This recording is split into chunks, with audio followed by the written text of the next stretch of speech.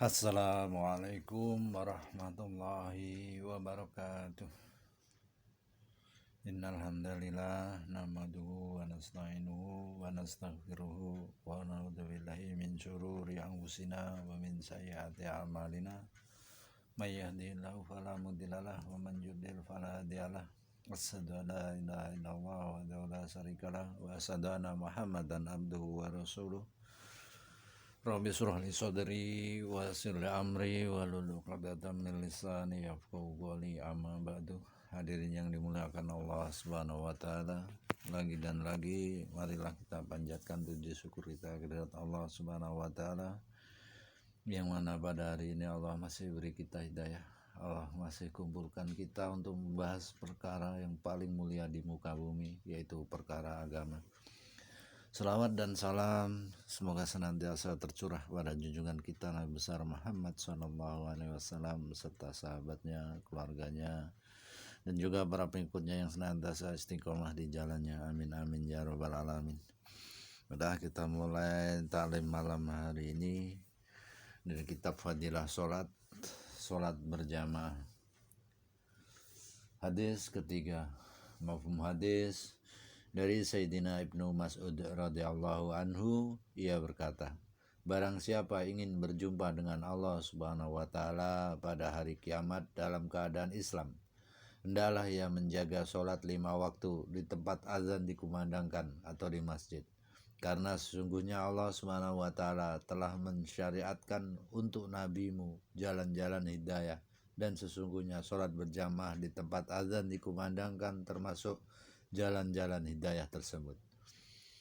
Apabila kamu sholat di rumahmu sebagaimana perbuatan si fulan, berarti kamu meninggalkan sunnah nabimu. Jika kamu meninggalkan sunnah nabimu, maka sesatlah kamu.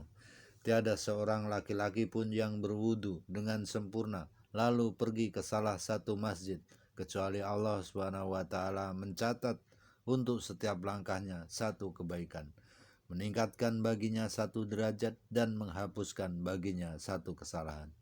Sesungguhnya saya melihat di antara kami pada zaman baginda Nabi SAW, tidak ada seorang yang tidak pergi ke masjid kecuali orang munafik yang telah diketahui kemunafikannya pada zaman baginda Nabi SAW. Kebanyakan orang munafik pun tidak berani meninggalkan sholat berjamaah. Sungguh pernah ada seorang laki-laki uzur, ia dipapah oleh 2 orang lalu diberdirikan di shaf sholat. Diriwayatkan pula, sungguh saya melihat di antara kami pada zaman baginda Nabi SAW, tidak seorang pun yang meninggalkan sholat berjamaah di masjid kecuali orang munafik yang telah diketahui kemunafikannya atau orang yang sakit parah. Sungguh seseorang akan dipapah oleh 2 orang yang sholat berjamaah untuk sholat berjamaah. Sayyidina Ibnu Mas'ud radhiyallahu anhu berkata, sesungguhnya baginda Rasulullah SAW telah mengajari kami jalan-jalan hidayah, dan sesungguhnya sholat di masjid di tempat azan dikumandangkan termasuk jalan-jalan hidayah. Hadis riwayat Muslim, Abu Dawud, Nasai, Ibnu Majah dari kitab At-Targhib. Diulang kembali dari Sayyidina Ibnu Mas'ud radhiyallahu anhu, ia berkata, barang siapa ingin berjumpa dengan Allah Subhanahu wa taala pada hari kiamat dalam keadaan Islam, hendaklah ia menjaga sholat 5 waktu di tempat azan dikumandangkan atau di masjid.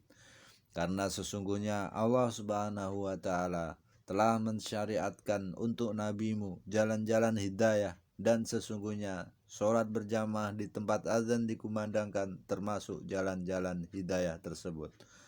Apabila kamu sholat di rumahmu sebagaimana perbuatan si fulan, berarti kamu meninggalkan sunnah nabimu. Jika kamu meninggalkan sunnah nabimu, maka sesatlah kamu. Tiada seorang pun laki-laki yang berwudu dengan sempurna lalu pergi ke salah satu masjid, kecuali Allah Subhanahu wa taala mencatat untuk setiap langkahnya satu kebaikan, meningkatkan baginya satu derajat, dan menghapuskan baginya satu kesalahan. Sungguh saya melihat di antara kami pada zaman baginda Nabi SAW, tidak ada orang yang tidak pergi ke masjid kecuali orang munafik yang telah diketahui kemunafikannya. Pada zaman baginda Nabi Shallallahu Alaihi Wasallam, kebanyakan orang munafik pun tidak berani meninggalkan sholat berjamaah. Sungguh pernah ada seorang laki-laki uzur, ia dipapah oleh dua orang, lalu diberdirikan di dalam shaf sholat. Diriwayatkan pula, sungguh saya melihat di antara kami pada zaman baginda Nabi Shallallahu Alaihi Wasallam tidak seorang pun yang meninggalkan sholat berjamaah di masjid kecuali orang munafik yang telah diketahui kemunafikannya atau orang yang sakit parah. Sungguh seseorang akan dipapah oleh dua orang untuk sholat berjamaah.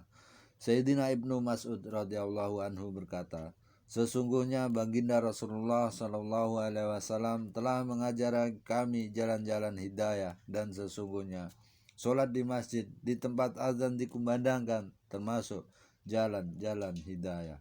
Hadis riwayat Muslim, Abu Dawud, Nasai, Ibnu Majah dari kitab At-Targhib. Faidah, para sahabat radhiyallahu anhum sangat menjaga sholat berjamaah. Mereka berusaha keras agar bisa sholat berjamaah meskipun sakit dan harus dipawah oleh orang lain. Bagaimana mungkin mereka tidak memperdulikannya, sedangkan baginda Nabi Shallallahu Alaihi Wasallam sendiri sangat menjaga sholat berjamaah. Ketika beliau sakit parah menjelang akhir hayatnya, beliau berkali-kali pingsan dan berkali-kali meminta air wudhu. Akhirnya, dengan susah payah beliau dapat berwudhu. Kemudian beliau pergi ke masjid dengan dipapah oleh Sayyidina Abbas radhiyallahu anhu dan seorang sahabat lain. Karena kaki beliau tidak bisa menapak dengan baik atas kehendak beliau, Sayyidina Abu Bakar radhiyallahu anhu mengimami sholat berjamaah. Kemudian baginda Nabi Shallallahu Alaihi Wasallam menyertai sholat berjamaah dari kitab Sahih Bukhari Muslim. Sayyidina Abu Darda radhiyallahu anhu berkata, aku mendengar baginda Rasulullah Shallallahu Alaihi Wasallam bersabda, beribadahlah kepada Allah seolah-olah Dia di hadapanmu dan seolah-olah kamu melihatnya. Anggaplah dirimu termasuk dalam daftar orang-orang yang sudah mati, tidak merasa sebagai orang yang masih hidup, sehingga tidak gembira karena sanjungan dan tidak sedih karena cacian. Selamatkanlah dirimu dari doa buruk orang yang dizalimi. Berusahalah agar tidak meninggalkan sholat subuh dan isya berjamaah, meskipun harus pergi dengan merangkak di atas tanah. Hadis yang lain menyebutkan bahwa sholat subuh dan isya sangat membebani kaum munafik. Seandainya mereka tahu betapa banyak pahala sholat berjamaah subuh dan isya, niscaya mereka akan berusaha untuk sholat berjamaah meskipun harus merangkak. Dari kitab At-Targhib. Diulang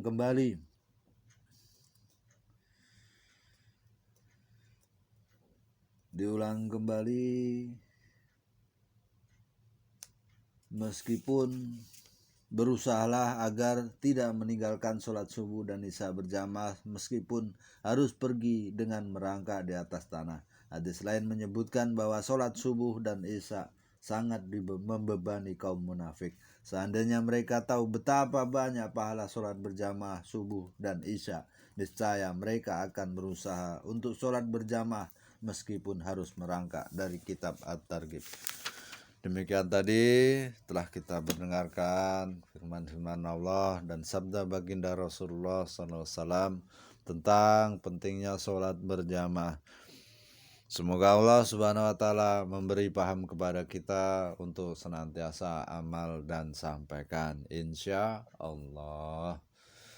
Baiknya talim ini kita adakan di rumah beserta jamaah di rumah dan di masjid beserta jamaah masjid agar timbul giroh atau semangat dalam beramal, karena di sini dibacakan firman-firman Allah dan sabda baginda Rasulullah Shallallahu Alaihi Wasallam tentang keutamaan melakukan suatu amalan dan ancaman bila kita meninggalkannya. Kesempurnaan hanya milik Allah Subhanahu wa Ta'ala, sempurnanya majelis. Marilah kita tutup majelis ini dengan doa kifaratul majelis. Subhanallahi wa bihamdihi, subhanakallahumma wa bihamdika, asyhadu alla ilaha illa anta, astaghfiruka wa atubu ilaik. Subhana rabbika rabbil izzati amma yasifun. Wassalamun alal mursalin. Walhamdulillahi rabbil alamin. Billahi taufiq wal hidayah. Wabillahi wal inayah wa afu minkum. Wassalamualaikum warahmatullahi wabarakatuh.